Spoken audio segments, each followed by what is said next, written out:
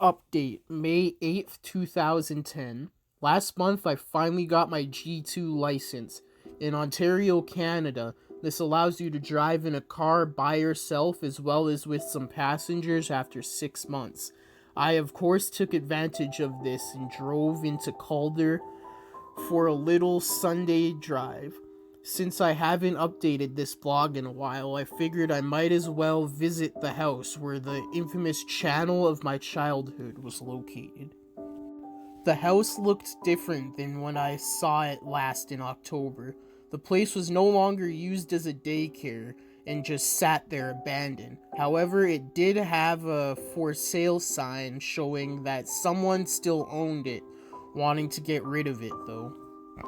The abandoned house drew fuzzy memories from my mind, mainly of that day my dad took me to visit Mr. Bear. A feeling of dread came upon me. What happened to the children while they were living in that house? I walked up the steps to the front door and peered through the window. Inside, I could see a nearly empty hallway with a few boxes at the end. At the end of the hallway to the right, there was an open doorway, presumably leading to the kitchen. To the left were two doors, both apparently leading to rooms visible through the windows outside. I wondered where the cellar entrance was located and whether it had been sealed up. I walked around to the back of the house and found my answer. Two wooden doors laying at an almost flat angle were padlocked shut. This had to lead to the cellar. Not wanting to hang around, you cannot imagine what was going through my mind at the time. I departed. Behind the house, the empty field continued on until it reached a dense forest that lined the horizon. I wondered if that was the forest where the bodies of the children were found. I thought to myself, fuck it, and I proceeded to walk across the field behind the house into the forest. The forest was an oddly quiet place, save for the few precious sounds of woodpeckers drilling into distant trees. I cautiously made my way deeper into the woods, not really caring about the fact I had no idea where I was going. I didn't know how to explain it, but I felt like there was something I had to find. I came to a thinner part of the woods that had a few small houses in the distance. Polo's house crossed my mind, and I wondered if one of the houses belonged to him. I neared a small clearing in which I could see three acutely sized logs gathered around a black charred area, showing a small fire had been lit there recently. Hey, get the fuck out of our fort! Those words nearly gave me a heart attack. I turned to my left and saw two dark-clothed people running towards me. My initial thought was to run. However, as they came closer, I saw they were really just kids in their early teens, possibly 13 or 14, maybe even 12. As they approached me, they realized my size as well. I'm 6'1", while they could have been no bigger than 5'8". One might have been 5'7". We said, "Get the fuck out." The larger one, who was wearing a Slipknot t-shirt, said half-heartedly. I stood my ground and shrugged. The shorter one, who was wearing a Metallica shirt, swung out a butterfly knife and held it in my direction. "No, you wouldn't want to," I said in a deep, serious tone, trying to sound as badass as possible. I pulled out my cell phone. The two kids withdrew. The one with the Metallica shirt put away the knife. "Look, dude, we don't like people in our fort, so can you just go?" The one in the Slipknot shirt said. Obviously intimidated, I had no business in the forest anyway, so I uttered out a simple "fine," and turned before I realized I had a great opportunity. Did either of you hear of a guy who murdered a bunch of kids in these woods about 13 years ago? I asked the kids. The two looked at each other in confusion before one wearing the Metallica shirt answered. "Yeah, everyone knows about that guy," he said to me as if I were stupid. The kid in the Slipknot shirt continued. "He still lives around here in the storm drain. My big brother's friend said he saw him in a bear costume once, wandering around the forest at night." My instinct told me this was probably a lie, and the owner of Calden Local 21 is probably long gone, only existing in folklore in this smaller, isolated community. However, as a human, and the thought of mysterious unknowns sparked interest within. And where is the storm drain? I asked, just out of curiosity. I didn't actually believe the kid's story. The kid in the Metallica shirt stared at me for a few moments, his eyes seemingly full of annoyance yet curiosity for me. You're not from around here, are you? Why did you even come here? Now I had to admit, I was slightly startled by the nature of his question. However, I figured I might as well explain why I was here, just in case people mistook my intentions. I told the two kids about my experience with the man and called in Local 21, and that I had to come to maybe seek out some sort of closure, although even I wasn't exactly sure. The kids seemed familiar with the channel as they smiled and looked at each other when I mentioned it. They also became more understanding and gave me a detailed description on how to get to the storm drain. Shortly after, I decided just to turn around the way I came and head back to the house, leaving the kids at their fort. But now you're probably wondering why I left out so much detail about what the kids told me just now. It is because I'm choosing to conclude what I have gathered now. Here's what the kids told me in detail. The storm drain lies ahead of the kids' fort, the same direction I was heading. The drain ends at a small river where access water is drained out. Near here is a small playground. The kids told me people rarely used it. The man supposedly lived in the large pipe that the rainwater drained out of. People have seen him, although always either wearing a bear mask or the mask in a full-body bear costume. Note, I do not believe this is true, and in fact, simply a myth made by the residents of Calden.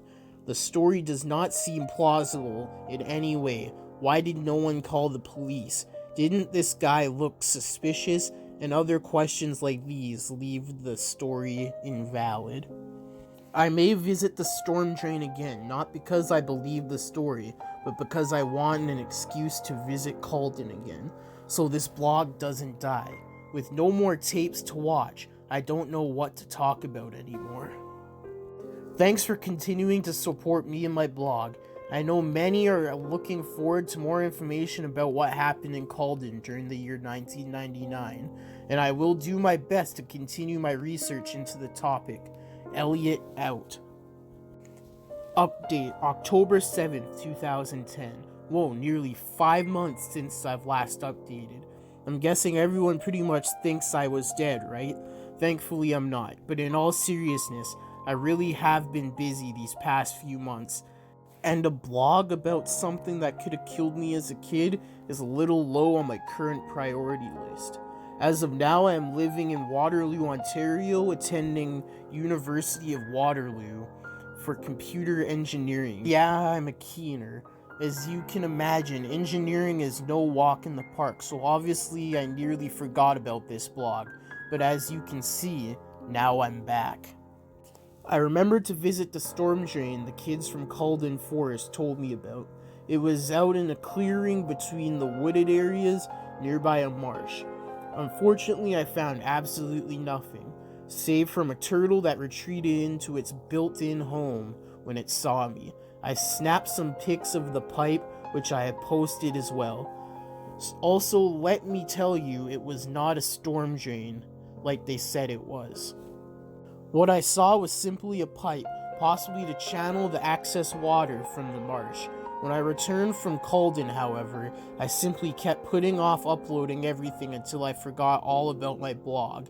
It just didn't seem important anymore. Please forgive me. It wasn't until only recently that I'm now interested in my case again. On September 10th, I received an email from this address. returntheb@hotmail.com. Funny, am I right? Well, it gets better. I'm going to copy and paste that exact email this guy sent me. Dear Elliot, my dear boy, you see, this story may or may not be true, but it could happen. There are many slots or airtime. If you have money, you can have a public access TV channel. Some public access channels share airtime, like EWTN, religious channel based out of Michigan, that shows Catholic-based programming, but during off-air hours, have independent shows or just blue screen. Cable networks have empty channels available for rent space, so a scenario of a pedo renting a channel on basic TV is not far-fetched at all. However, public access TV is widely reviewed and can be terminated at any time. These are the rules for the United States, not for Canada, where this story took place. So if this happened in the US, the pedo would be tracked and arrested immediately. Yes, this story could happen, but it is unlikely. 100 fuzzy hugs, Mr. Bear.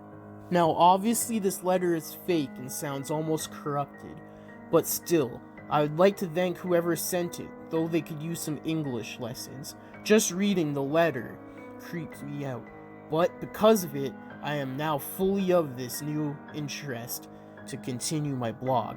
I guess it's just funny trying to pursue the mysteries I've always questioned. Now my roommate knows all about this. He thought the letter was real and actually seemed more scared than I was for a second, but then I shrugged it off, so did he too. I mean, what are the chances of this being real? How would Mr. Bear know all this about public access TV and about when I went to Calden on those occasions? More or less, now my email or me still be interested in his cellar. Ha. I'm going to reply to return the bee. Whoa, just looking at that email address, you can tell someone wanted to freak me out. It didn't really work though. Although whoever you are, thank you for sparking my interest back into the full matter. Maybe I can find out more about what happened to Mr. Bear. Hopefully, because although I don't buy that email, a part of me still feels anxious. Thank you to all those who are still following me and have become avid fans. You are also why I am choosing to continue this. Thank you guys. Update November 7th, 2010. Whoa, I can't believe this blog hasn't been deleted yet. I haven't checked it for so long. I have my reasons, and I'd rather not discuss them just yet. It's been a rather traumatic month for me. Some of you guys were right. I shouldn't have gone back trying to relive the memories of my childhood, but I couldn't resist. It has been a month since the last post, and a lot has happened.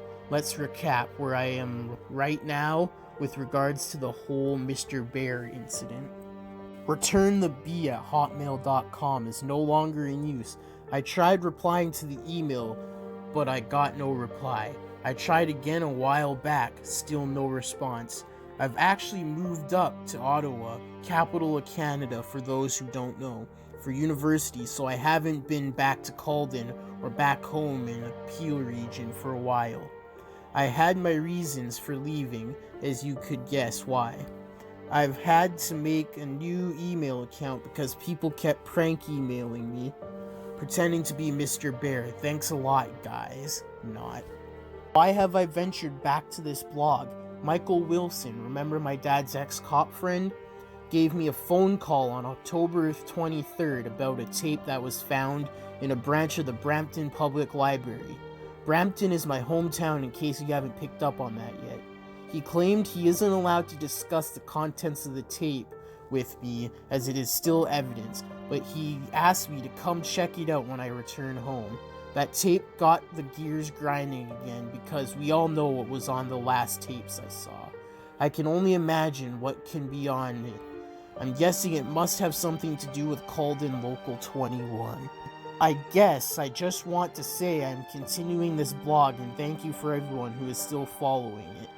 I don't know when my next entry will be, but when I see the tape I will write what I find. I don't know what to expect, but the idea of seeing another tape has gotten me interested in the whole mystery all over again. Elliot. Update, January 21st, 2011. The end of 2010 into the new year was dreadfully long for me. University has been giving me the usual sleepless nights, especially since I transferred to Ottawa, which is the place to party. Sarcasm. But now I'm back home with my dad in Brampton, the town I grew up in. I got home on the 18th of December and have been visiting with friends and family, or at least that's what I would rather have been doing. Now that festive holiday cheer that I usually have at this time of the month is absent. To answer the hundreds of emails and comments I got, yes, I did see the tapes that my dad's friend Michael Wilson promised to show me.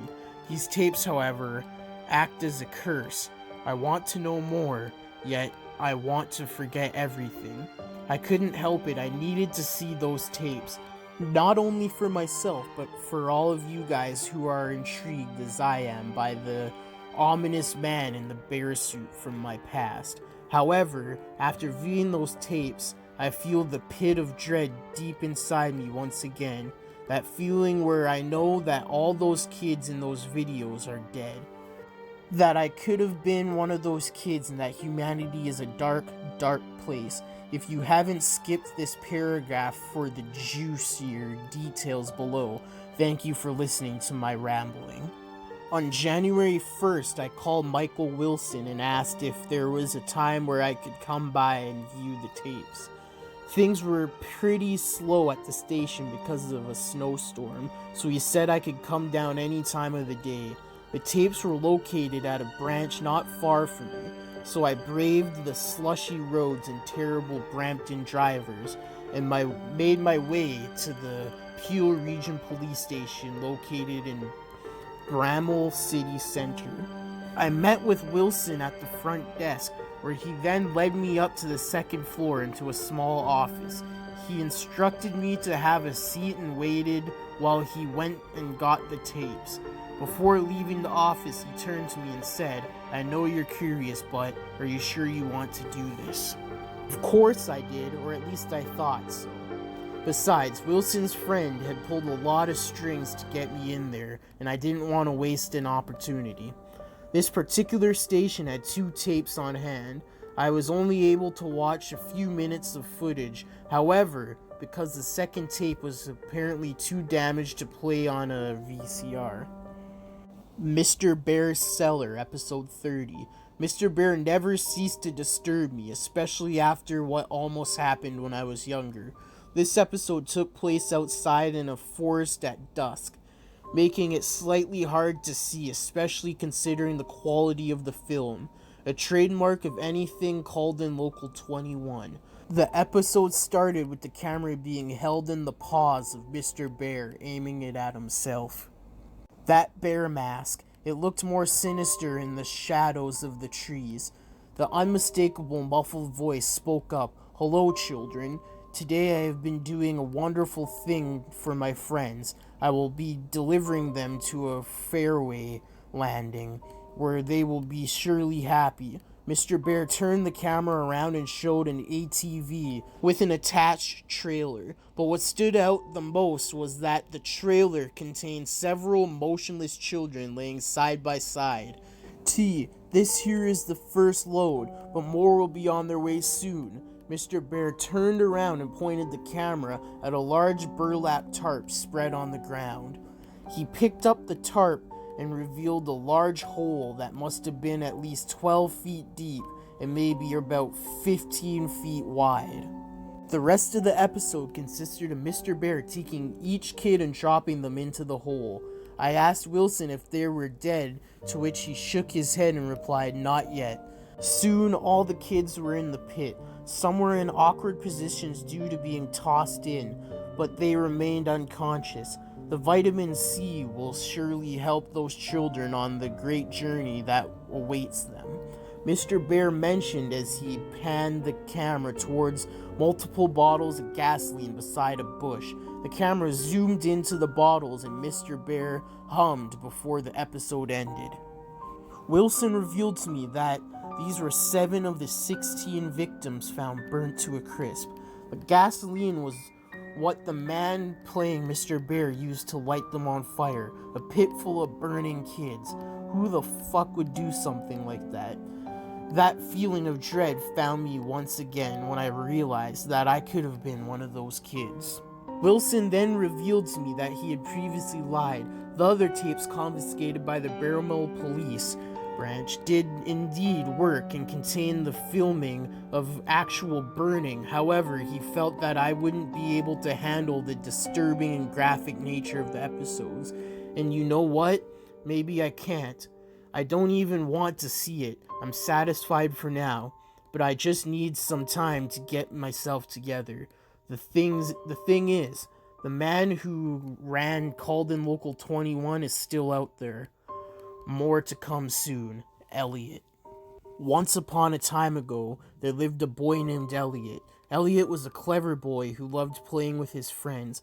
One day he watched a lovely television show about a bear and his children friends. The children loved helping each other as good children should, but they also loved the bear. The bear loved the children since the children were so good at helping him and the fallen angel. The children and the bear wanted to play together forever with the help of their angel friend, but the fallen angel had even more help. So the children had to give the ultimate sacrifice because that's what friends do. Elliot. They help each other. Help us. Elliot, burn with us. Elliot, I want you, Elliot. He wants you, Elliot. Come back to my cellar, pretty please with sugar icing on top. Mr. B. Update, April 5th, 2011. I wanted to update more, I truly did. However, certain circumstances had turned me off of the whole Called-in Local 21 thing. I've since then had hundreds of emails about my blog and was even in contact with a magazine about my story.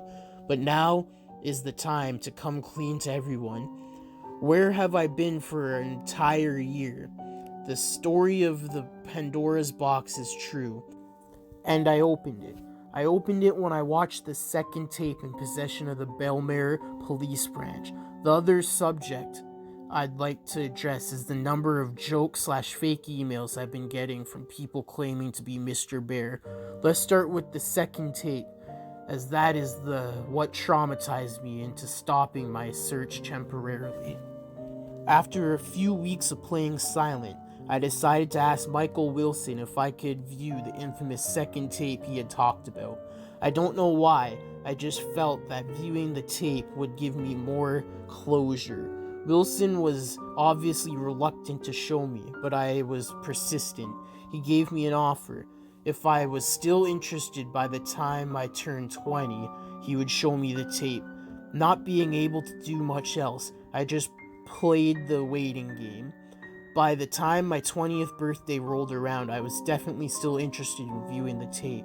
I gave Wilson a call, during which he admitted that he had hoped that I would forget about asking him again. But I was not taking no for an answer. You really don't need to see it, he kept telling me, but I did need to see it. I had to at this point. Sure enough, he invited me to the Belmare branch on Monday afternoon. Having watched every Saw film and a video of an animal slaughterhouse in my ethics class, I was sure I would be able to handle whatever the tape could throw at me. How naive I was. Mr. Bear's Cellar, episode 31. When Wilson went to collect the tape from evidence, the officer in charge of the evidence room shook his head at me, his face saying, "What are you doing?" Wilson explained that this tape included the last known episode of Mr. Bear's Cellar.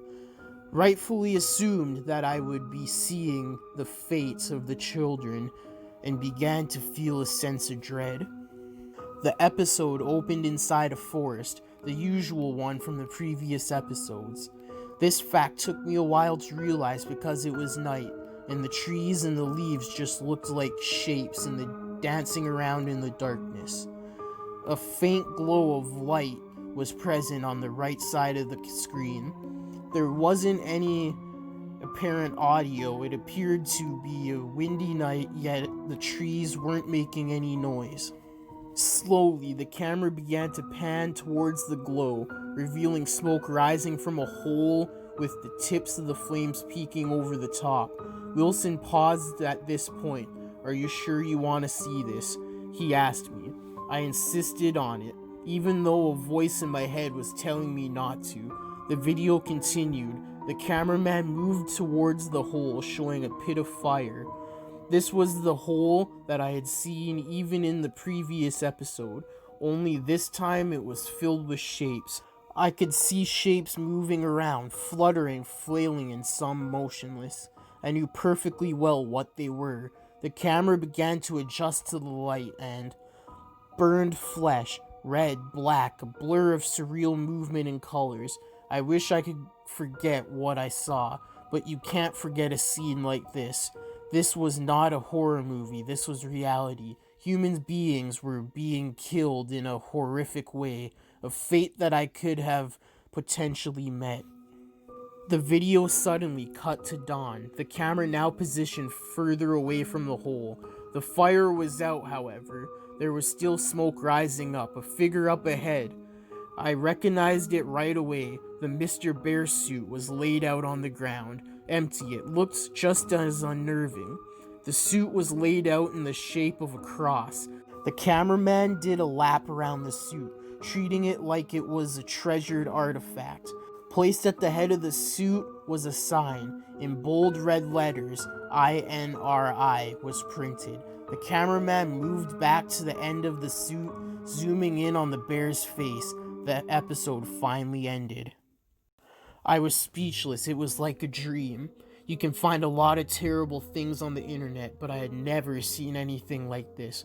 Wilson asked if I was okay, and I replied with a shaky yes. I assured him as we left the building I was fine, and that the video gave me some closure over the whole incident. He didn't seem too confident in me, but he left it at that. He was right though. I had nightmares for weeks. I gave up. I didn't care about the whole thing anymore. A sick man burned a bunch of kids alive, attracting them with a fake kids TV channel. I could have been one of those victims, yet I am still here. I suppose I should be grateful, but I feel guilty. Am I still here only by pure luck? 10 months later, I'm back, but now I need to address something else.